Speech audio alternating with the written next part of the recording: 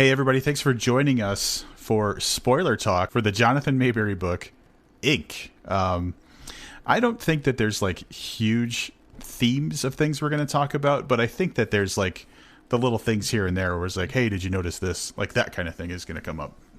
And maybe some gripes. Let me start, not by griping. Let me start by saying there's the part where Mike is looking through and he's trying to figure out, he's looking through all the databases for every tattoo convention in the last 10 years. And, you know, I will give Maberry credit because he mentions lots of Europeans like Romanians and Polish people and stuff. So when I read the list of names, I was like, oh, yeah, his last name is Fly. Ah, so it was authentic. It was very authentic. The first name, I'll be honest with you, didn't strike me as particularly Romanian, at least not a super common Romanian name. But when I saw that and then I looked and I was like, all the other words kind of look the same. You know what I mean? They all have that same kind of structure. Yeah. And I was like, oh, yeah, this is totally Fly in every one of those languages. That's awesome. Points for authenticity then on that. I think that so one of the things that I think the biggest theme for me here was there was so many times where I was like, oh man, had I only read those Pine Deep books, like this story would have more flesh on the bones, because I'd have backup, I'd have like supporting knowledge of things, because the book, like I'll use the Mike Sweeney character as an example. The book is teasing you the whole time that he's a fucking werewolf, like. From the first time that it was suggested that something was off about him, I was like, oh, he's a werewolf. And then but you don't get to see that until maybe 95% into the book. Well, you barely get to see it though. Well, That's the funny. Like no one ever calls him a werewolf. Right. You know, he like takes off his clothes or whatever, and then, you know, at one point he's running on all fours. So But they do specifically mention that it's something that happened during the Trouble. So the book basically says, hey, dipshit, had you read the Pine Deep books, you'd already know what's going on with Mike Sweeney. Yeah, and that's so I have two gripes about the book. One, that it's billed as a standalone, because it's almost like saying, well, Mallory's a standalone, right? Like like you could just read Mallory, you get it right away. These creatures showed up, and if you look at them, if you see them, you go crazy and start killing people, right? So that's all you need to know about Bird Box. Yeah. And that's kind of how I felt about this. Like I said, though, I didn't realize how old the Pine Deep trilogy was. Like that it's been, whatever, 14 years or something since he started it. So kudos for him bringing back characters from that long ago. I can only imagine how excited fans of that series must be to, you know, years and years later to be able to revisit those characters.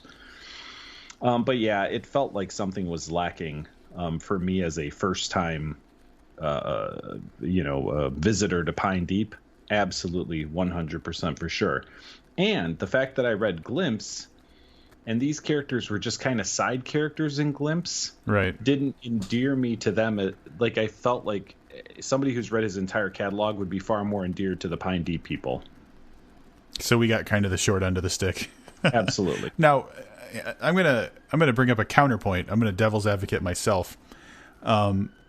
So crossovers in stories or shared universe situations happen all the time. Like Stephen King notoriously has stuff show up in other books and stuff. But like, is this better or worse, or kind of like a typical middle ground of an example of using a setting or characters from one book or books in another different book?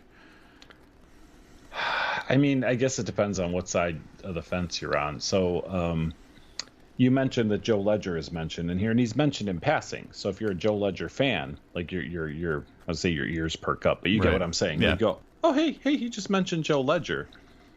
In Stephen King, in my experience with Stephen King, a lot of the crossovers are very minor, you know, so there's a mention of something, not not a character in a town where a bunch of really weird shit went down that keeps coming back up in this story. So one example, and I don't remember which Stephen King book it was, but someone mentions that, and again, I'm totally just making this up off the top of my head. I don't remember, like, oh, their aunt's neighbor had a dog that went really crazy, and you know it's Cujo. Right. but there's no impact on the actual story. Oh, that happened in one of the Gwendy books. Yes, yeah, absolutely. So yeah, again, if you're a fan of the canon of the entire, library of that person's work, probably super cool either way. My issue more comes down to this standalone statement. Yeah, and I think it's a matter of execution. Like, yeah, that's tricky because it's not a Pine Deep trilogy story, but it's not, part of a different series. So like calling it a standalone is technically true, because how else would you bill it? Like, unless you kind of recontextualized and called all of the books that overlap some sort of universe. You know what I'm saying? Like a Maberry universe, like kind of thing. Because Joe Ledger's mentioned, so Monk knows Joe Ledger. So they live in the same universe. They're in the same universe. Mm-hmm. So like you'd have to recontextualize all the books that link together. And oddly enough, from my experience with the Joe Ledger books, from what I remember of reading them 15 years ago or whatever, there was really no supernatural. The thing about the Joe Ledger books was taking something supernatural and really giving it a scientific explanation. Yeah. So like the first one, I think it was Patient Zero, is about like zombies, but the zombies are created through a lab experiment. Right, it's a science thing. So he's still fighting zombies, but it's not a comet flew overhead and zombies came up out of the ground. Like there's an actual explanation. Yeah. So even though they are in the same universe, to the best of my knowledge, at least in the first 3 or 4 Joe Ledger books, he doesn't encounter anything that's actually supernatural. Yeah, it's interesting to think about, but yeah, I guess the overall thought from me is like, wish I would have checked out these Pine Deep books, or known to check out these Pine Deep books, because it sounds like there's A, good stories there, but B, like I could just feel more comfortable with the characters. However, the counterpoint to that is because Monk's new in town, Patty's new in town, they're learning about these characters as outsiders, so we're kind of seeing that perspective. So like if I was to argue in favor of the way it was done, we are primarily seeing things from their perspective, and they're learning all this stuff as outsiders as well. Oh, that's a good point. That's a very good point, actually. So, can I go on to my big gripes? Yes. All right. So during the course of the regular review, I talked about how interesting I thought it was, this stealing of memories through touching people's tattoos, and I'll extend that to the fact that the tattoo dissipates like the more he uses it. Right. So I thought that was pretty cool. Good, right? But then this other weird thing happens. So two things. So one, and I get that he's stealing memories, but he also somehow is able to take the memories of him touching them. So Patty doesn't, she vaguely remembers she gave someone a tattoo, but she doesn't remember what the tattoo was or what the guy looked like or anything. Diana, same thing. She does a reading, and then as Rob mentioned in the proper review, she's ready for her first client, and her coworker says, well, you already took the first client, So I didn't quite understand how that played into the whole thing, but I kind of put that aside a little bit until the fucking fly tattoos. So let me explain to anybody who hasn't read this. Owen at some point decides to start getting tattoos of flies, and I don't remember what the reason was, but his tattoos of flies can come alive as actual flies, but sometimes as tattoo flies, like just made out of ink. And he can use those to control people. So it kind of got really messy for me, and kind of lost me in this ability that doesn't seem to have anything to do with his one ability. So apparently he has 2 abilities.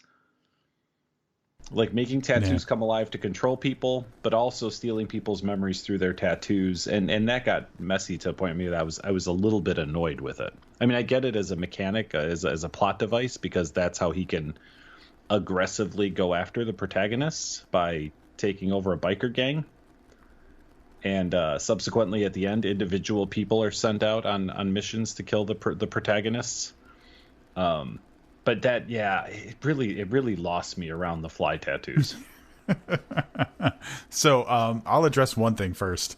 The losing the memory of Owen, while it does seem remarkably convenient from the sake of telling a story, what I will say is, like, what he's doing is he's taking away the tattoo and all the memories associated with it. So, like, that would include, because he has to touch the tattoo, like, that's on a technicality. You could say because he touched it, there's a memory of him associated with the tattoo. So, like, if I wanted to, like, if I wanted to argue in court, that's the way I would go with it. But it's a little flimsy. I'll agree with you. As for the fly, the tattoos of the flies and how that ties in, I gotta say, I didn't really come to a solid conclusion of, like, why that would be. And there's not really much in the backstory or the telling, like, or the, the evolution of him as a character from his, like, shitty childhood to being an adult that really puts it in context. So I'm kind of with you. It didn't bother me.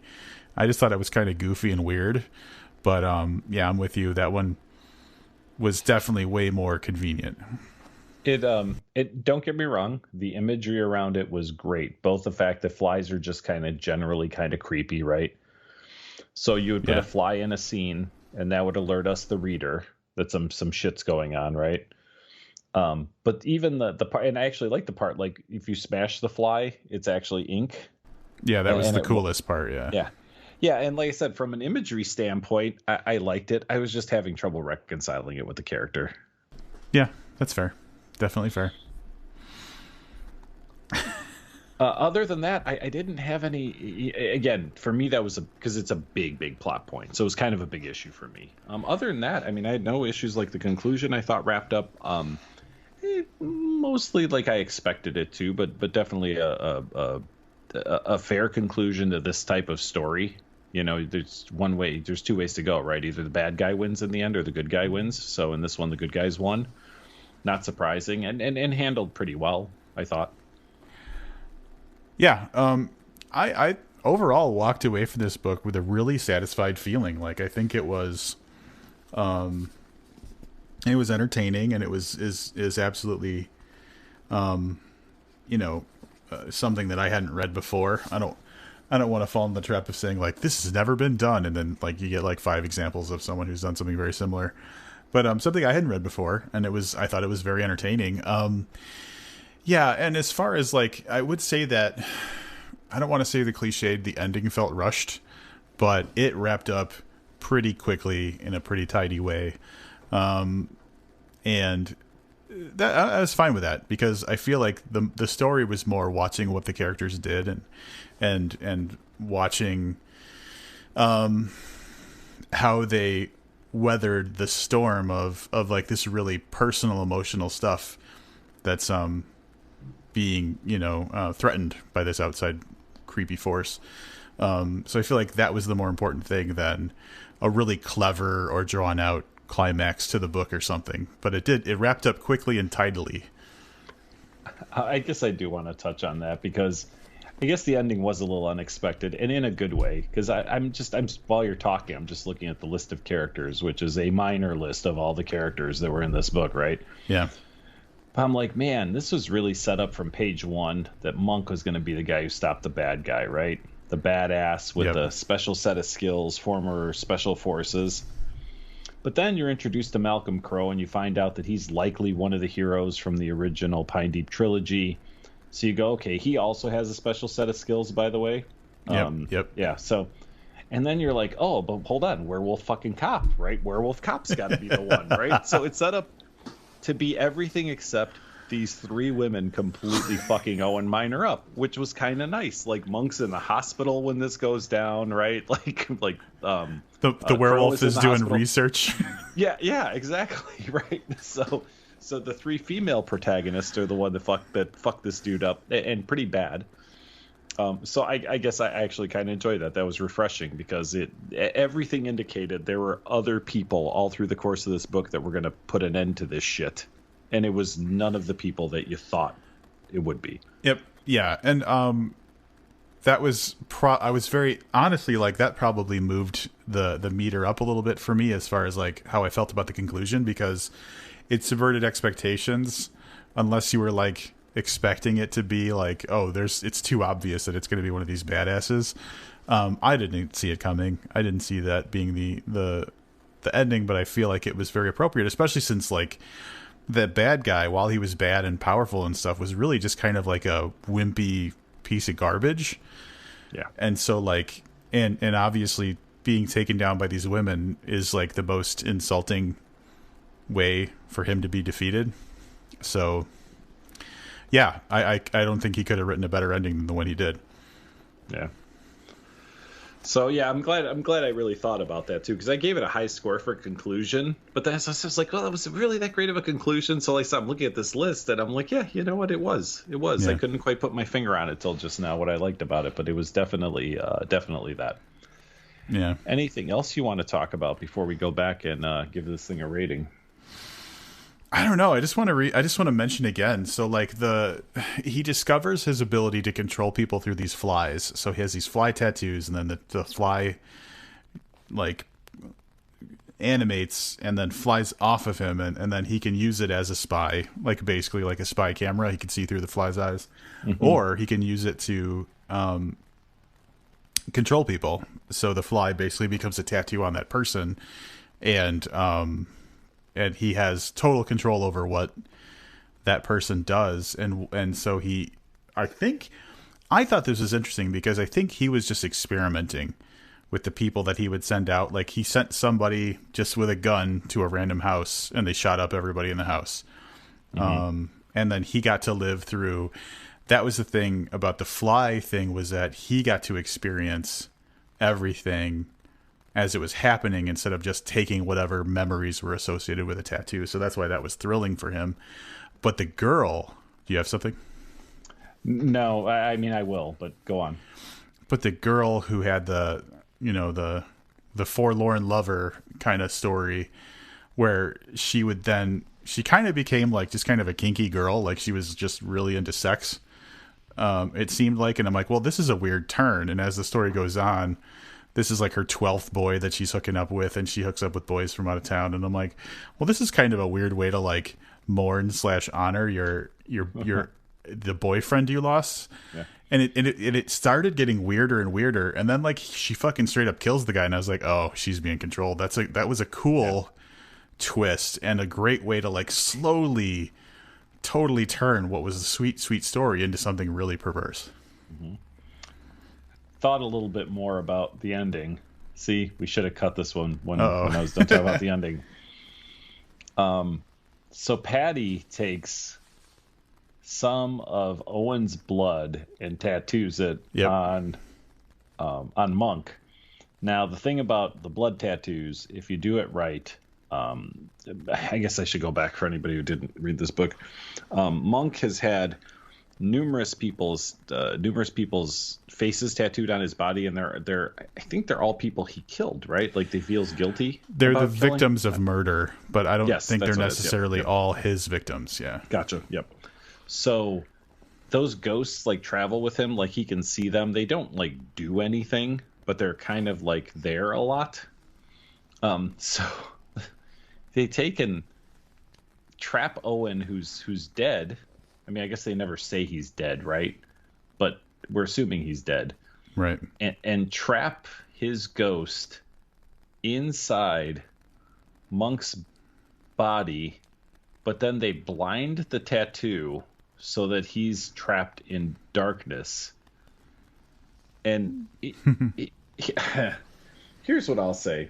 Like, I get that Monk is pissed, right? But like I said, we kind of assume that Owen's dead, and that's probably as far as a normal person would go. And not taking, like, it's weird that he took the spirit of this guy who's, one of the most repugnant people that we've read in a book, I think, on this podcast maybe. Mm-hmm. And like put his ghost inside his body as a form of revenge kind of struck me as a little odd. Yeah, and a weird choice because like when that tattoo happens, Monk experiences like everything that person went through. So he experiences all of like the weirdly depraved, fucked up shit that Owen did. Yeah. Like every time he masturbated, Monk felt that. Yeah. See, I think I read that and kind of blocked it out because, but man, I mean, it was a cute twist on like, they knew that he would like kind of being immortalized and always being around to see what was going on. And then like to give him that hope and then just shatter it by blinding him, I thought was like a cute idea, but I don't think it was necessary for like closure to the story. It's to me it almost felt like that kind of crappy alternate ending on a DVD of a movie you like. Like, Yeah. oh, originally this had another ending. And you're like, oh, let's see what this is. And you watch it and you're like, oh, I'm glad they went with the other ending. Yeah. Yeah. Or even just leave it without the Owen yeah. part. Leave Yep. it with Tuyet. So like, it's just that sweet moment where he's like, she's here. I can see her. Like, because they were worried she was gone. So like that sweet moment was also kind of weirded out by the fact that Owen got tattooed as well. Yeah, now he's in there. That guy's in there with Tuyet. This was piss poor planning. I don't know what fucking Patty was thinking. She should have been like Monk enough. Well, and you know what? To go on a David James Keaton thing, this might not be a Jonathan Maberry mistake. It might just be a Monk and Patty mistake. Yeah. Well, I think as long as we all agree it might have been a mistake, I think I can be okay with that. Yeah. Yeah. I don't know. I think I'm tapped out for spoiler talk. And for all of you that are listening, thank you so much for your patronage and support. It really means the world to us. We're back on reading books that probably have spoilery endings, spoiler talk stuff. I do have to say, I don't know that we'll have one next week because I know what we're reviewing. It doesn't seem like there'll be a lot of merit in talking about it. But every time we feel like there's something you might want to dig a little bit deeper into, we're going to put it here for you. So thanks again for all your support.